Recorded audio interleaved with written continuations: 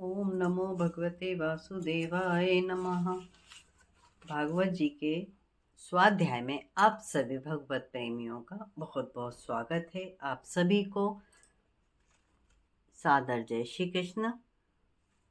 आइए युगल किशोरी जी के चरणों में हम प्रणाम करते हुए भगवान विष्णु की स्तुति करते हैं। मंगलम भगवान विष्णु मंगलम गरुड़ध्वज मंगलम पुंडरीकाक्ष मंगलाय तनोहरि शांताकारं भुजगशयनं पद्मनाभं सुरेशं विश्वाधारं गगनसदृश्यं मेघवर्णशोभांगं लक्ष्मीकान्तं कमलनयनं योगिभिर्ध्यानगम्यं वन्दे विष्णुभवभयहरं सर्वलोकैकनाथं कृष्णाय वासुदेवाय हराय परमात्मने प्रणतक्लेशनाशाय गोविन्दाय नमो नमः। श्रीमन्नारायण नारायण हरि हरि श्रीमन्नारायण नारायण हरि हरि। भागवत जी के चतुर्थ स्कंद के 26वें अध्याय में राजा पुरंजन का वन में शिकार खेलने जाना और रानी का क्रोधित होना। श्री नारद जी बोले, हे राजन, एक समय पुरंजन अपने 11वें सेनापति को साथ लेकर 5 अश्वों के द्रुतगाती रथ पर सवार होकर पंचप्रस्थ नाम के वन में शिकार खेलने गया। उस रथ के 2 पहिए, 2 बम, 1 धुरी, 3 ध्वज, 5 डोरी, 1 लगाम, 1 सारथी, 1 बैठने का स्थान, 5 आयुध, 2 जुए, 7 पेदे जुड़े हुए थे। उसकी चाल 5 प्रकार से थी। उसका सब सामान सुनहला था। राजा पुरंजन अपनी रानी को एक क्षण के लिए भी नहीं छोड़ता था, लेकिन उस दिन अकेला ही उसकी परवाह ना करके वन में मृगया हेतु चला गया।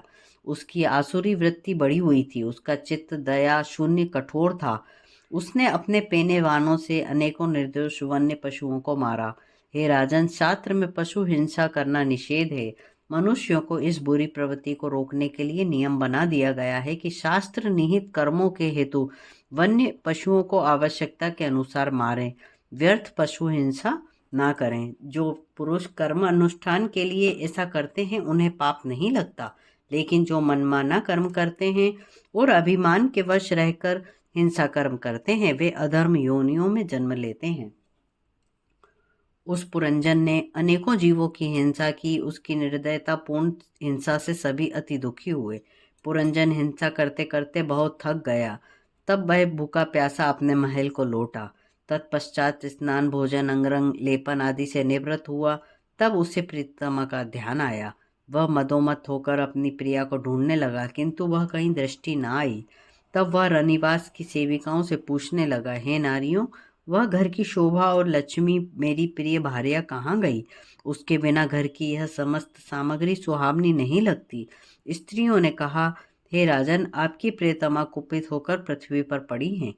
नारद जी बोले, हे राजन, उस राजा पुरंजन का संपूर्ण ज्ञान उस स्त्री संग के कारण नष्ट हो गया था। जब उसने अपनी स्त्री को बुरी दशा में पृथ्वी पर पड़ा देखा तो वह व्याकुल होकर दुखी होकर उससे समझाने लगा। उस पुरंजन ने उसके चरण छुए, उसे गोद में बिठाया, बड़े प्रेम से इस प्रकार बोला, हे प्रिय, सेवकों को शिक्षा के हेतु दंड आवश्यक देना चाहिए, क्योंकि स्वामी का दिया हुआ दंड शिक्षा ही है। उस पर स्वामी की कृपा ही है। अतः सेवकों के ऊपर तुम्हारा यह क्रोध उचित है। हे सुंदरी, अब तुम अपना क्रोध त्याग कर मुझ सेवक पर कृपा करो और मधुर मुस्कान के साथ मेरी ओर देखो। अपना मलिन मुखारविंद अच्छा प्रतीत नहीं होता। मुझसे जो अपराध हुआ हो उसे क्षमा करो। ब्राह्मणों को छोड़कर यदि किसी अन्य से कोई अपराध हुआ है तो उन्हें मैं अवश्य दंड दूंगा। तुम्हारा अपराध करके त्रिलोकी में कोई भी जीवित नहीं रह सकता। मैंने कभी भी तुम्हारा यह कांतिमान मुख कांति विहीन और डरावना नहीं देखा। मैं तुम्हारे बिना पूछे आखेट के लिए अवश्य चला गया था। यही मेरा अपराध है। मुझे अपना समझकर क्षमा करो। इस प्रकार 26वां अध्याय यहीं समाप्त होता है। कल 27वें अध्याय में पुरंजन नगर पर चंडवेग का आक्रमण और काल कन्या का चरित्र वर्णन श्रवण करेंगे।